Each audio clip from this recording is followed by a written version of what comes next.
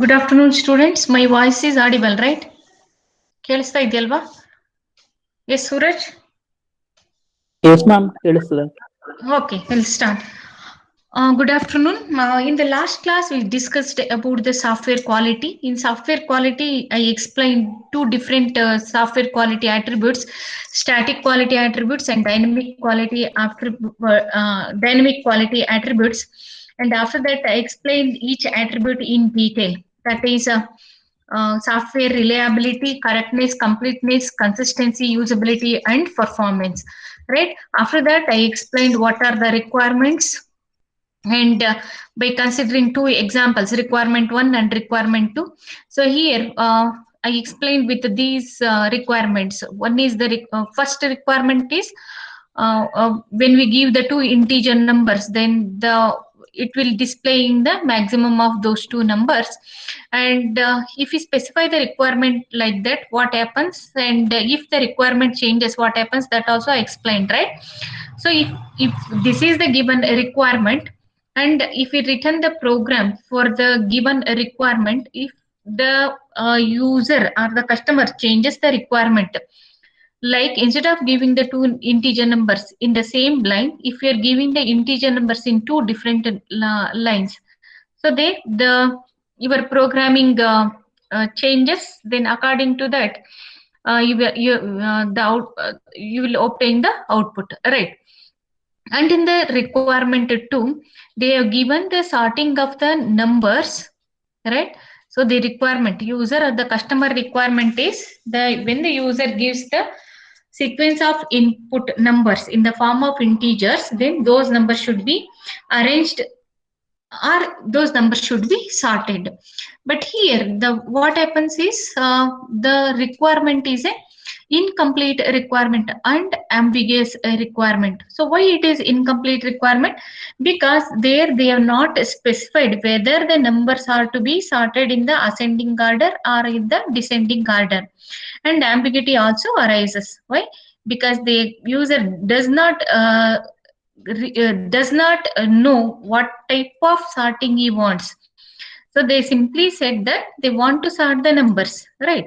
But they did not specify in what manner the numbers are to be sorted, either in the ascending order or in the descending order. So such requirements are said to be ambiguous requirements. So here that I explained with respect to the incompleteness, right? Suppose the program Max is developed to satisfy the requirement 1, then if we give the two integer numbers by using the Max program, we can directly obtain the maximum of the two given numbers.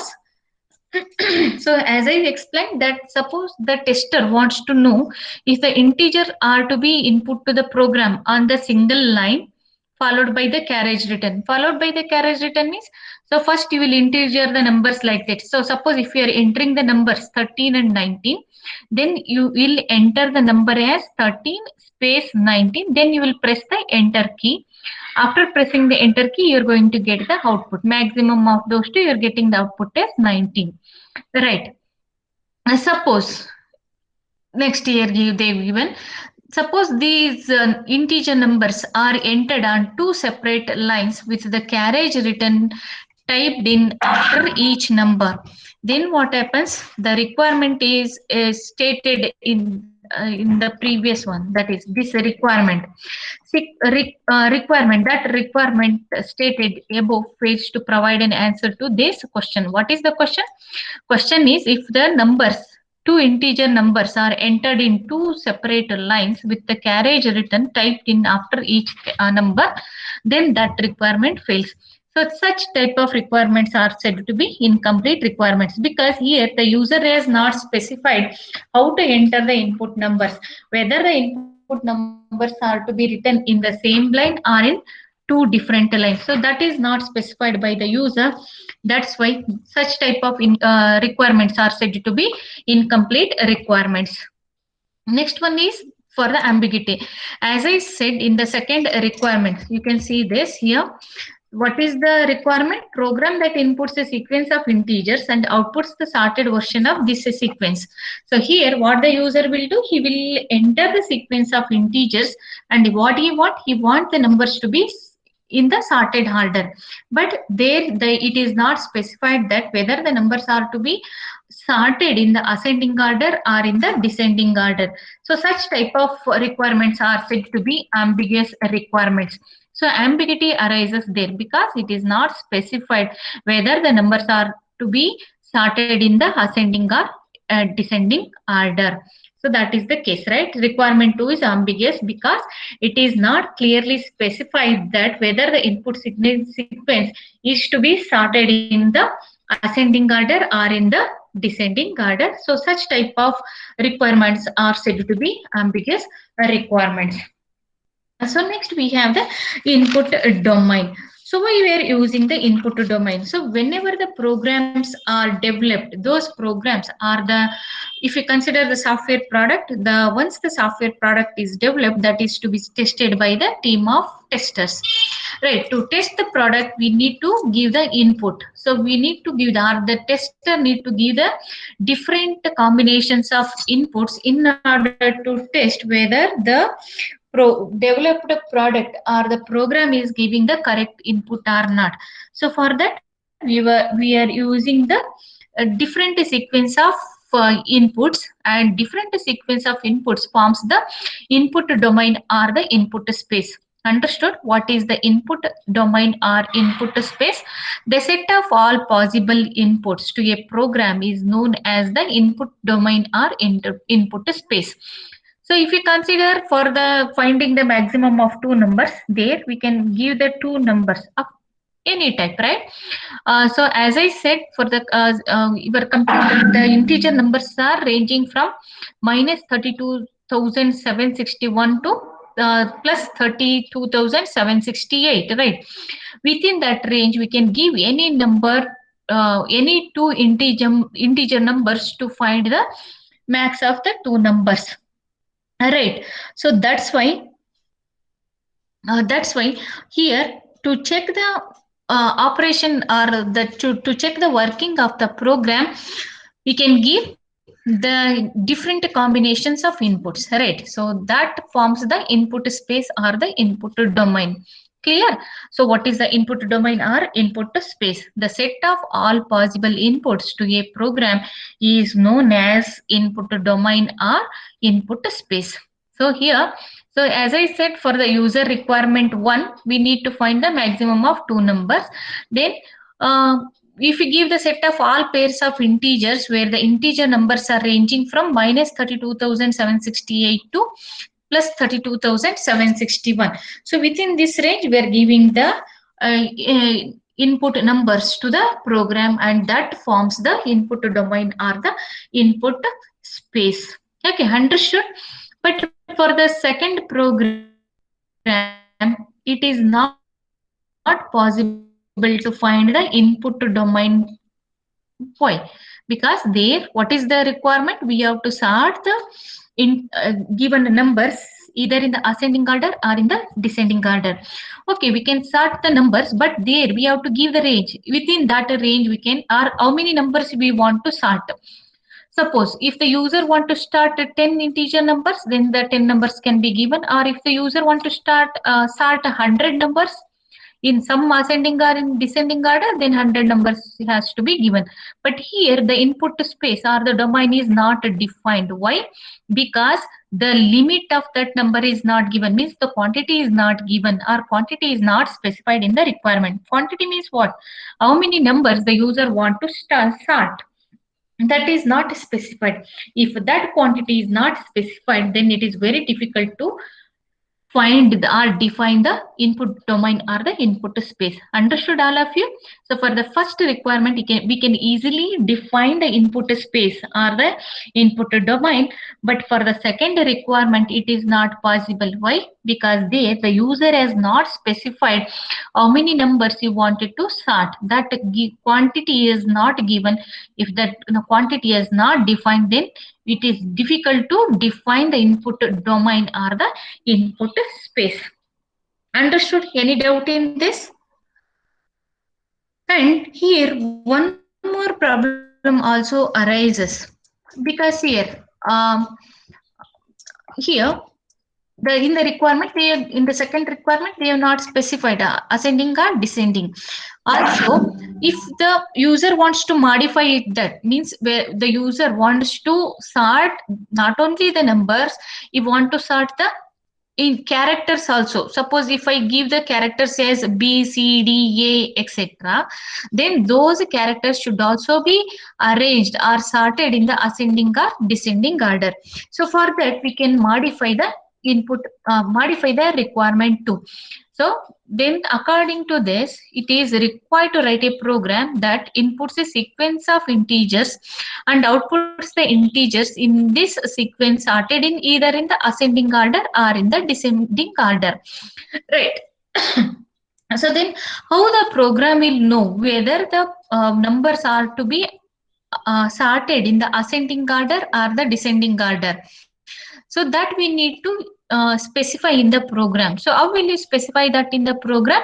By including the input request character a or D. So if the user enters the character as A, then the numbers are to be sorted in the ascending order. If the user enters the character as D, then the numbers are to be entered in the numbers are to be sorted in the descending order. Understood? This is the modified requirement too. Because in the requirement, basic requirement 2, they simply ask to sort the numbers, given set of integer numbers we have to sort, right? But there it is not specified. And hence while writing the program we can modify the requirement that whenever the user enters the character as A, then the numbers are to be sorted in the ascending order.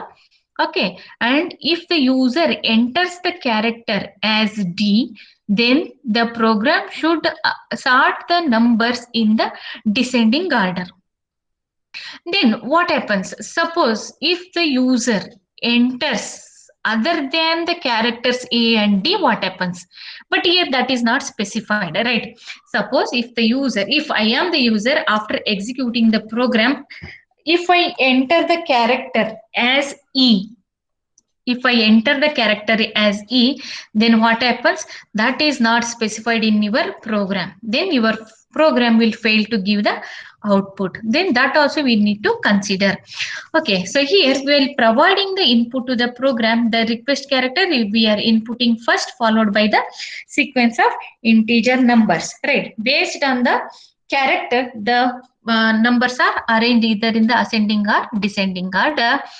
But what happens if I entered other than these two characters, then my program is not giving the output or it is failed to give the output because only A and D characters are specified for ascending and descending order.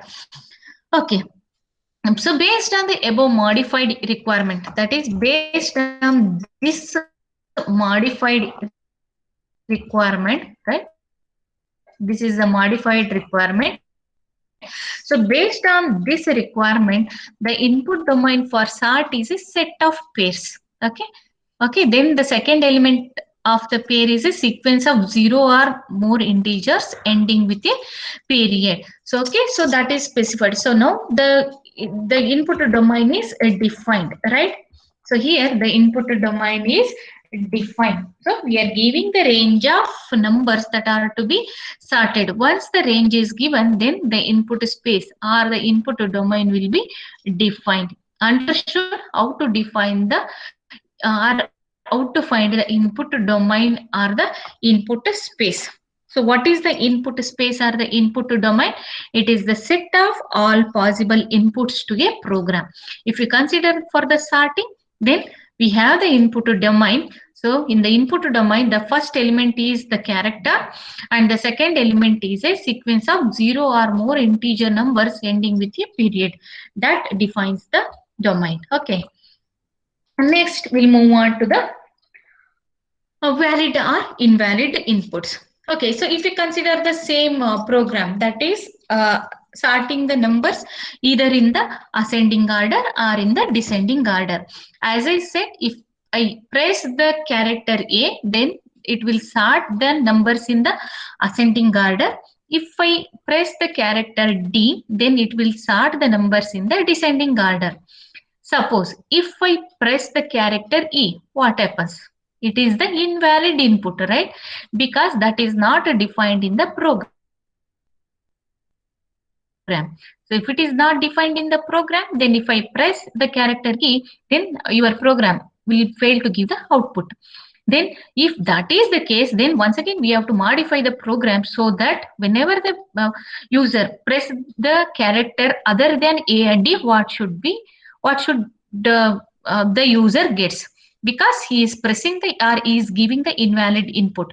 So if the invalid input is given, then we should get the error message that the user has entered the invalid input. Like that we have to modify the program, and such type of inputs are said to be invalid inputs. So if I press A or if I press D, then it is the valid input. Okay, understood all of you? So if I press the character A for ascending or D for descending, then what happens? It leads to a valid input. If I press other than A or D character, so suppose if I press B or if I press Z or Y, any character other than A and D should leads to the invalid input. So whenever I give the invalid input, then the program must display the error message as that the invalid input is given, like that. Okay, understood? And so this is about the valid and invalid inputs. Any doubt in this? Valid and invalid inputs? Sharanya, any doubt in the No, valid or ma'am. invalid No, input? ma'am. Okay. Okay, Gaurav, software quality you understood, right? What are different software quality attributes, static quality attributes and dynamic quality attributes that you also you understood, right? Yes, Yes, ma'am. Suraj? Yes, ma'am. Okay. Reliability, you understood. What is the correctness, completeness, and all you understood.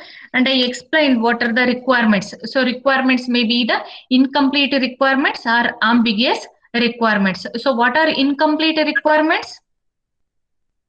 Anyone can give the answer. What are incomplete requirements? What are incomplete requirements? So incomplete requirements means what? The requirements which are not specified completely are called as incomplete requirements. I have given the example of requirement 1. There we are finding the maximum of two given integer numbers. There it is not specified that how the numbers are to be entered as the inputs, right? So one may enter the input in a single line and the other user may enter the inputs in two different lines. So then the problem arises and such type of requirements are said to be incomplete requirements. Understood? So what are ambiguous requirements? Sachin, what are ambiguous requirements?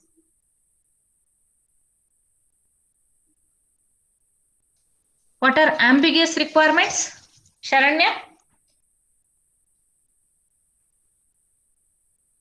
Hello, Sharanya? What are ambiguous requirements? Yes, Suraj? Uh, Requirements in one or Sharanya, tell more me. other ways. Requirements which are not specified clearly. There is an ambiguity. Best example I have given, sorting the numbers in ascending or descending order. It is not specified, right? The requirement simply given as sorting the numbers, but in which order it is not specified, and such type of requirements are said to be ambiguous requirements. Then if ambiguous and incomplete requirements are present, then we need to modify the requirements in such a way that we need to remove the ambiguity as well as complete requirements are to be specified. Understood? So next, input to domain. What is input to domain? What is input to domain? Definition. Yes, Suraj. What is input to domain? What is input domain? What is input domain? The set of all The possible set of inputs. input given by the domain, ma'am. No, the set of all possible inputs given to the program is called as input space or input domain. Understood, Suraj? The set of Yes, ma'am. all possible inputs. The set of Yes, all ma'am. possible inputs given to a program forms the input space or input domain. Then what is a valid input and invalid input? Anyone? Raghavendra? Ma'am, the requirement specified in What is uh, huh, the requirement specified in the in requirement is called valid input, and rest all is the unvalid inputs. huh, means the valid inputs means whenever you give the valid inputs, the program will give the output. So that those type of inputs are specified in the program itself, and the inputs other than the specified one are called as the invalid inputs. So here if you consider the sorting program, if I enter the character a or d, then it leads to the valid input. If I enter the characters other than a and d, that leads to the invalid inputs. Understood? Any doubt in this? Okay, next we'll move on to the topic called as correctness versus reliability. So in the last class, I explained the correctness, right? It is one of the, what type of quality attribute it is? What type of quality attributes it is? Raghavendra?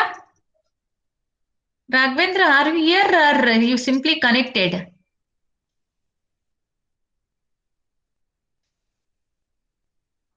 Yes, Raghavendra?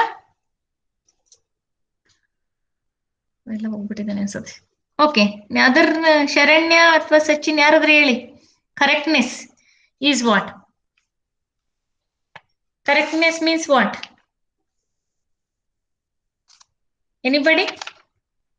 Reliability of a software system. No. That is different. Software reliability is different. What is correctness? Correct ಅಂತ ಯಾವಾಗ ಹೇಳ್ತೀವಿ? The the quality or state of being free from error. No, that is okay. But correctness, it is free from error means that is called a software reliability. Correctness is the correct operation of a program. Okay, so understood? Correct operation of a program or the application. So the one best example is your mobile. So how will you say that your mobile is operating in a correct manner or not? Correctness. Suppose with the mobile you are making the call, right? That is the requirement is specified, right? Why you are using the mobile or what is the purpose of buying the mobile? The first basic purpose is to make the call to your friends or relatives or to somebody else, right? And if you are doing that, then you say that the mobile is operating correctly, right? Otherwise, if you are unable to make the calls with your mobile, then it is not exhibiting the correctness because it is not performing according to the user requirement. What is the user requirement? The basic user requirement is with the mobile or with the help of the mobile, he can make the calls to others, right? If he is making the call to others, then we say that mobile is exhibiting the correctness or the correct, it is correctly operating. Otherwise it is not correctly operating. Understood all of you? What is the correctness? Correctness is nothing but the correct operation of the software product or the application or the program. Understood? Clear all of you? Sharanya, Suraj, Raghavendra, Sachin. Understood what is correctness? Yes, ma'am. Yes, ma'am. It is Yes, ma'am. the correct operation of a program or the application or the software product. Clear? The correctness is the correct operation of a program or the application or the software reliability. Now you know the definition for correctness. Then what is the reliability? Can anybody? ಹೇಳಿದ್ರಲ್ಲ ಈಗ ಯಾರೋ answer? Error free. Probability of error-free operations is said to be a software reliability, or we say that the program or the product is reliable. Then how you obtain the correctness, or how you test the correctness, and we'll afterwards we'll see the reliability. So whenever you are writing the program, what is the main goal? Main goal is we need to achieve the correctness of the program. So the true correctness of a program, or though the correctness of a program is desirable, but it is not the objective of testing. Okay, so we want the correctness, right? Means we want the product is to be operated in a correct manner. Okay, so we want the correctness of the product, but when the testing team is performing the testing process, then the correctness is not the objective of the testing process. Understood? Though correctness of a program is desirable, but it is not the objective of the testing. And then to establish the correctness via testing, we can imply the testing program and all the elements in the input domain. So in the input domain, we will have the all set of inputs, right? So then we'll use those input combinations or the input test cases on the given product, and we can test by using all those input combinations to check the correctness of a program or the product. Understood?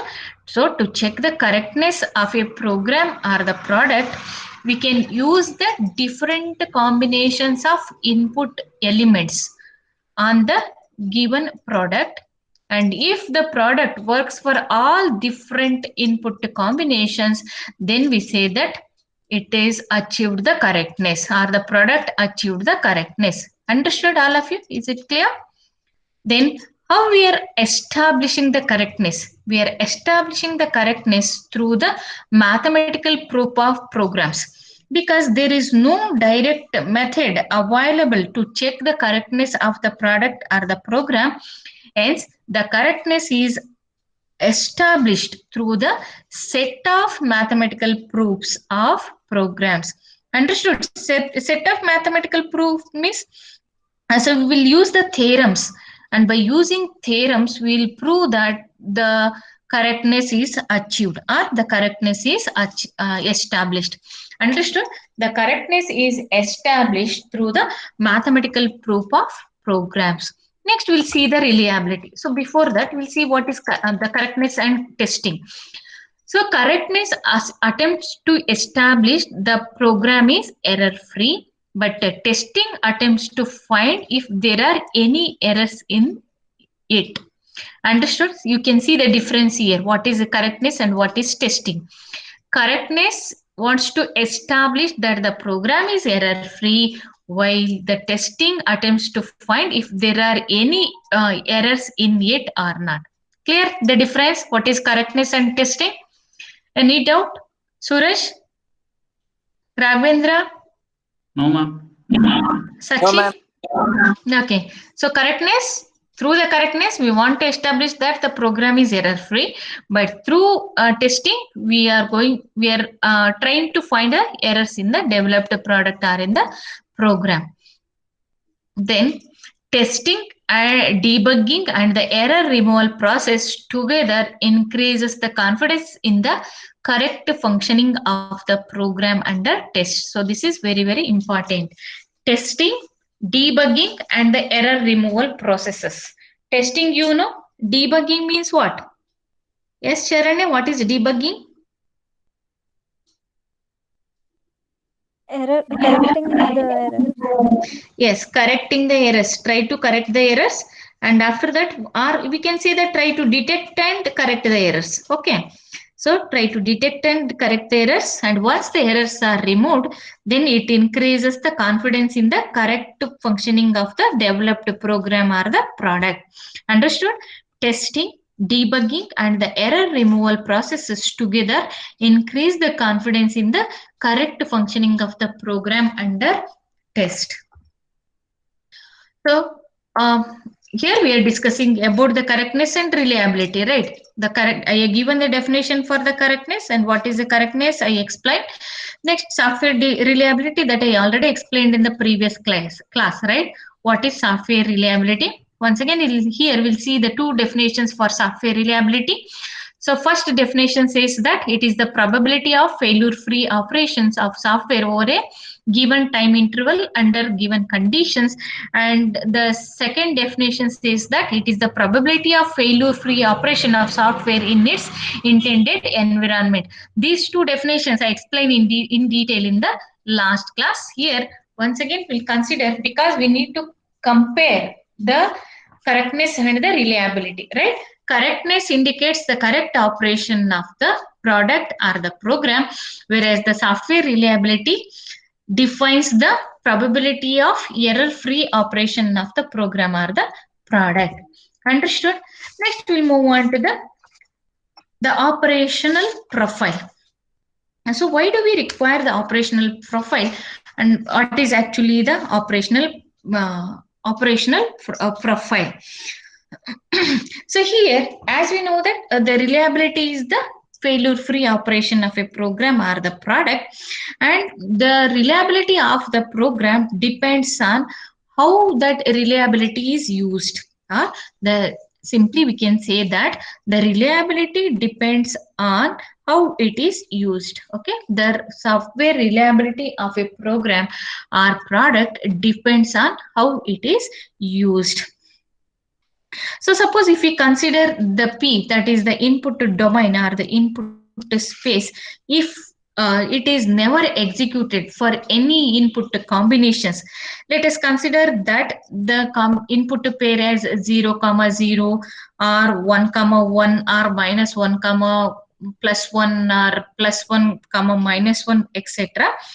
Then we say that the input domain is restricted in form. Okay, it is restricted input domain becomes. Why? Because there we are simply specified as 0, 0, that input we have to use, or if I specify it as minus 1 plus 1, or then that only we have to use, or if I specify it as plus 1 minus 1, then only that particular input is to be used. Then we say that the input domain is restricted. And whenever we are finding the reliability, software reliability, so what is the definition for software reliability? It is the probability of failure-free operation. Then how the probability is defined? The probability is defined between 0 and 1. So if the probability is 0 or the probability is 1, then it indicates that the probability of failure-free operations. So if it is a 0 probability, then we can indicates that the no error will occur, and the probability 1 indicates that always the errors will occur during the operation. So like that, we are defining the probability in between 0 and 1, and this leads to the definition of operational profile. Understood? So when we are defining the reliability in terms of probability, that is the probability of failure free operation is called as the reliability. So when we are defining the probability between 0 and 1, that leads to the definition of operational profile. Understood? What is an operational profile? So whenever we are defining the reliability by using the probability between 0 and 1, that leads to the definition of operational profile. Then what is operational profile? Operational profile is a numerical description of how a program is used. Okay, so it is the numerical description how the program is used or how the program is executed. So if you consider the sorting program, so here we are giving the number of inputs, and then it will sort in the sort the sequence, sort the numbers either in the ascending order or in the descending order. So for that, if we give the operational profiles like this, one operational profile indicates the sequence and the probability. Means only we are sorting the integer numbers. We are sorting, if I give the operational profile as we are sorting only the numbers, then what will be the probability? We have the maximum probability, that 0.9, because we are defining from 0 to 1, right? So Here, the sequence, if we define like this, the sequence and the probability, the numbers zero point 0.9, and for alphanumeric strings, it is zero point 0.1. What it indicates means 90% of the inputs we are giving the numbers, and we are arranging the numbers in the ascending or in the descending order, and there is a probability or there is a chance that only 10% of the alphanumeric strings are given as the input. Understood here?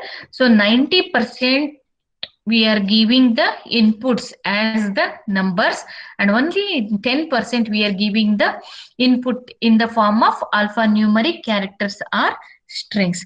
This is one operational profile. Similarly, another one is here we want to sort the numbers in ascending or descending orders always by using the alphanumeric strings. Here, that is the 90%. So 90% we are giving the input as alphanumeric characters or alphanumeric strings, and the only 10% we are giving it in the form of a numbers.